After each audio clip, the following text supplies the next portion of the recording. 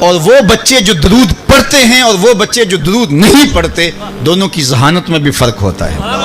تو اپنی اولاد کو درود پڑھانا سکھاؤ۔ اقبال کہتے ہیں یہ پہلا کام ہے۔ کسی نے اقبال سے پوچھا تھا کہ بڑے بڑے سخنور ہوئے ہیں لیکن تیرے شعروں میں جان کہاں سے آئی، تیرے شعروں میں کھنڈ کہاں سے آئی، مٹھاس اور شہد کہاں سے آیا؟ جو اہل سخن ہیں، اہل ادب ہیں، وہ غالب کو بڑا شاعر مانتے ہیں۔ بات کرنے کا ڈھب بھی آتا ہے، سلیقہ بھی ہے، گفتگو کا طریقہ بھی ہے۔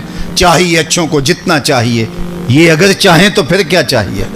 بات کرنے کا ڈھب آتا ہے۔ غالب جس بات میں جاتا ہے پھر غالب غالب ہے۔ یہ مسائل تصوف کے، یہ تیرا انداز بیاں غالب، ہم تجھے ولی سمجھتے اگر بادہ خار نہ ہوتا۔ تو لوگوں نے غالب کو بڑا شاعر مانا ہے، لیکن کتنے لوگ ہوں گے جن کو غالب کے اشعار یاد ہوں گے؟ لیکن دلوں پر سکہ اقبال کا ہی بیٹھا نا۔ تو کسی نے اقبال سے پوچھا کہ تیرے شعروں میں جمال کہاں سے آیا، حسن کہاں سے آیا؟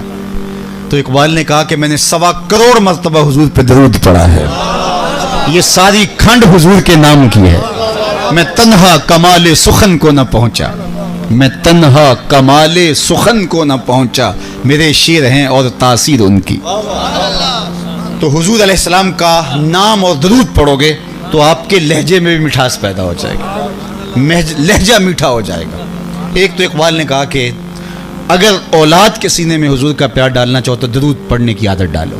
دوسری بات، بڑی خوبصورت بات، انہوں نے کہا کہ انسان فطرتاً حسن پسند ہے، یہ طبع ہے انسان کی، انکار نہیں ہے اس سے۔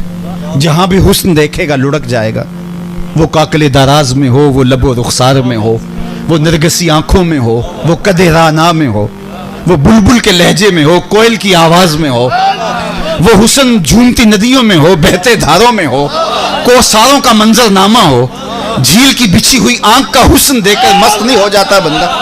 تو حسن جہانگی ہوگا۔ کسی بوڑھے کی سفید داڑھی میں بھی حسن ہے اور کسی بچے کی مسکراہٹ میں بھی حسن ہے۔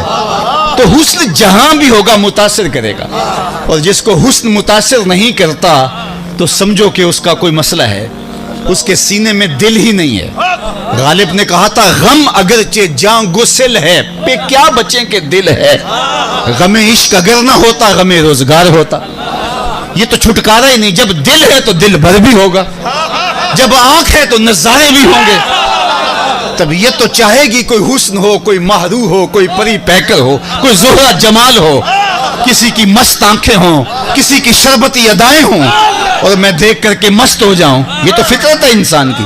تو اقبال نے کہا کہ یہ طے ہے کہ انسان طبعاً حسن پسند ہے۔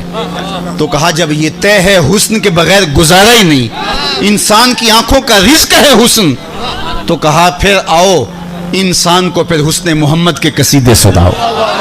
جب بچوں کو شروع سے ہی حضور کے حسن کے قصیدے سناؤ گے تو وہ الجھی ہوئی زلفوں میں نہیں پھنسے گا، وہ محمد کی زلفوں میں پھنس جائے گا۔ دل تو کہیں اٹکنا ہی اٹکنا ہے، دل نے تو کہیں لٹکنا ہی لٹکنا ہے۔ اچھا نہیں ہے کہ حضور کے قدموں میں آ جائے، دل نے تو قربان ہونا ہی ہے، سونا نہیں ہے کہ حامیم کی زلفوں میں قربان ہو جائے۔ اور میں آپ کو یہ بھی بتاؤں کہ دنیا کا حسن، وہ اقتدار کا حسن ہو، وہ دولت کا حسن ہو، وہ لب و رخسار کا حسن ہو، یہ زوال پذیر ہے، لیکن حسن محمد جاوداں ہے۔ یہ حسن بے وفا ہے، یہ حسن۔ میں سویر سے لے کر شام تک سڑکوں پہ رہتا ہوں، بلکہ ہم ایک دفعہ ایک سفر پہ تھے تو ایک کوئی فقیر بیٹھا تھا سڑک کے کنارے اور اس کے اوپر لکھا ہوا تھا بابا سڑکاں والی سرکار۔ تو میں اپنے ساتھیوں کو کہا کہ یہ تو کنارے والی سرکار ہے، سڑکوں والی تو ہم ہیں کہ سویر سے لے کر شام تک سڑکوں پہ رہتے ہیں، کبھی عرش پر، کبھی فرش پر، کبھی ان کے در، کبھی در بدر۔ غم عاشق کی طرح شکریہ میں کہاں کہاں سے گزر گیا۔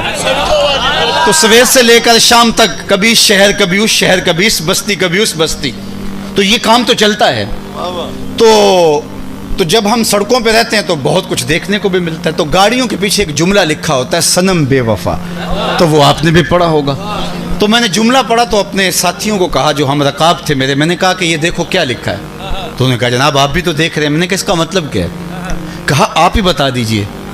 میں نے کہا کسی نے کسی سے پیار کیا ہوگا اور پھر اس نے بے وفائی کر دی اور یہ تحریری احتجاج کر رہا ہے، یہ دل کی بھڑاس نکالو ہے، یہ تحریری احتجاج ہے۔ میں نے کہا یہ کسی نے کسی سے پیار کیا تھا، یہ بے وفائی کا داغ لیے جو ہے وہ بتا رہے کہ لوگوں دنیا بے وفا ہے۔ میں نے کہا اگر لوگوں سے پیار کرو گے تو اخیر بے وفائی ہے، لیکن میں تمہیں اس چوکھٹ پہ لے چلوں کہ جو ہاتھ پکڑتے ہیں تو حشر کے دن بھی نہیں چھوڑتے۔ پیار اس سے کرو جو وفا نبھانے کی ریت جانتے ہیں، جو دنیا کے آخرت میں بھی نہیں چھوڑتے۔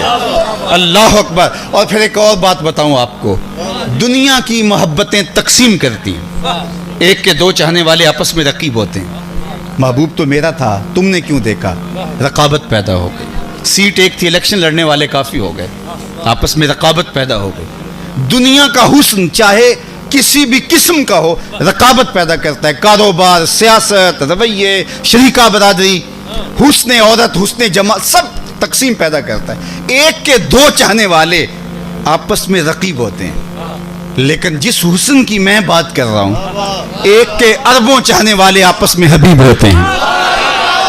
سارے حسن رقابت پیدا کرتے ہیں، یہ حسن جو ہے وہ رفاقت پیدا کرتا ہے، یہ حسن محبت پیدا کرتی ہے، یہ انسانوں کو جوڑتی ہے۔ وطن کیا ہے، علاقہ کیا ہے، دیس کیا ہے، بلال حبشے سے تھے، صہیب روم سے آئے تھے، سلمان فارس سے آئے تھے، ابو بکر عمر مکے کے رہنے والے تھے، حضرت سعد مدینے کے رہنے والے تھے، لیکن سب کو جوڑ کر کے ایک لڑی میں پرو دیا، یہ حسن محمد کی کرشمہ سازی ہے۔ تو اقبال نے کہا کہ اپنی اولاد کو حضور کے حسن کی کہانی سناؤ۔ اگر میں اس عنوان سے بات کروں تو بات تو یہ ایک الگ ہے اور بہت لمبی ہے، صرف حضور کے حسن پر ایک حدیث آپ کے سامنے رکھ دیتا ہوں اور اپنے مضمون کو بس میں اختتام کی طرف لے کے جا رہا ہوں۔ مجھے اس بات کا احساس ہے کہ دور پیچھے تک لوگ کس مشکل میں کھڑے ہیں، تو حضور کا ایک فرمان سن لیجیے، حضور کے حسن کی کہانی۔ حضور کے ایک صحابی ہیں جن کا نام ہے حضرت ابو طفیل رضی اللہ تعالیٰ عنہ، یہ صحابہ میں سب سے آخر میں انتقال کرتے ہیں، سن 110 ہجری میں ان کا انتقال ہوا ہے۔ گویا حضور کے وصال کے 100 سال بعد تک بھی یہ بقید حیات تھے۔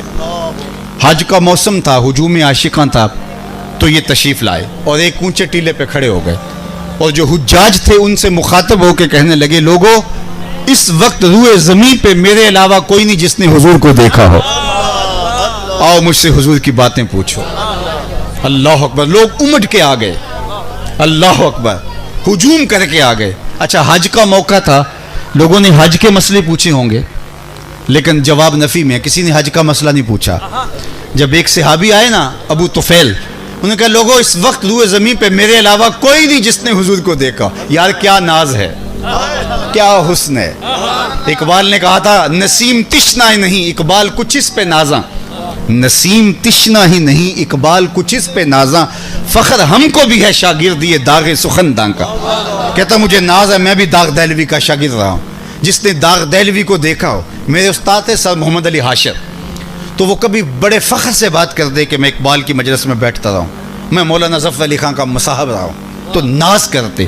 جس نے داغ کو دیکھا ہو وہ ناز کرے، جس نے ذوق کو دیکھا ہو وہ ناز کرے، جس نے جو ہے وہ اقبال کو دیکھا ہو وہ ناز کرے، اور جس کی آنکھوں نے جمال محمد عربی دیکھا ہو وہ کیوں ناز نہیں کرے گا۔ تو کہا لوگوں میں نے حضور کا چہرہ دیکھا ہے، آؤ مجھ سے باتیں کرو۔ لوگ جمع ہو گئے اور آ کے انہوں نے پوچھا کیا حضور سے، جی انہوں نے آ کے حضور علیہ السلام سے پوچھا کیا، انہوں نے کہا صف لنا رسول اللہ صلی اللہ علیہ وسلم، ان آنکھوں نے اگر حضور کو دیکھا ہے تو ہمیں بتائیے حضور کیسے تھے۔